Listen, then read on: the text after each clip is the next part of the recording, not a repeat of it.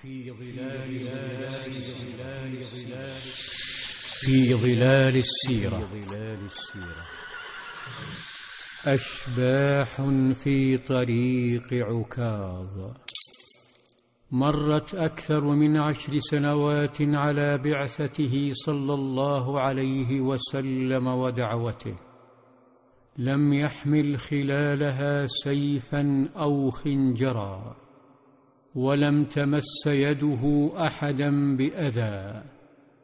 مرت 10 سنوات وسلاحه صلى الله عليه وسلم الكلمة وحسن الخلق والتعامل، فزاد محبوه وازداد حقد أعدائه، حتى اضطر للبحث عن قوة تحمي دعوته. ها هو شهر شوال قد أقبل، وأقبل معه سوق عكاظ، ليخرج صلى الله عليه وسلم ومعه بعض أصحابه. وفي الطريق وفي مكان يقال له نخلة خيم الليل عليهم، فقسموه بين مناجاة ونوم، وعند الفجر شرعوا في صلاتهم خلف النبي صلى الله عليه وسلم، فإذا ب9 أشباح مخيفة تنحدر عليهم من بين الجبال والشعاب، دون أن يشعروا بها أو يروها، تطوف حولهم، تتفرس في وجوههم، في ركوعهم وفي سجودهم، فيأخذ القرآن بعقول تلك الأطياف وتأسرهم آياته حتى انقضت الصلاة.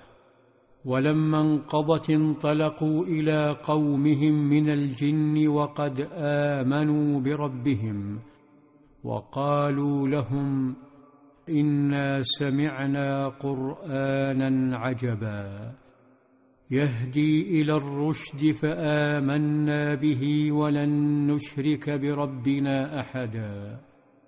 وأنزل الله عز وجل على نبيه صلى الله عليه وسلم سورة الجن، وأخبره بما جرى حوله.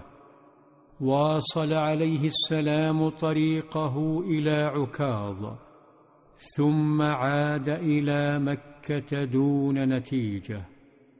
وفي ليلة من الليالي كان صلى الله عليه وسلم مع أصحابه، وفجأة اختفى عن أنظارهم، فبحث الصحابة عنه فلم يجدوه، نادوه بين الأودية والشعاب فلم يجبهم، خيم عليهم الحزن، وذهبت بهم الظنون حتى قالوا: لقد استطير نبي الله، لقد اغتيل.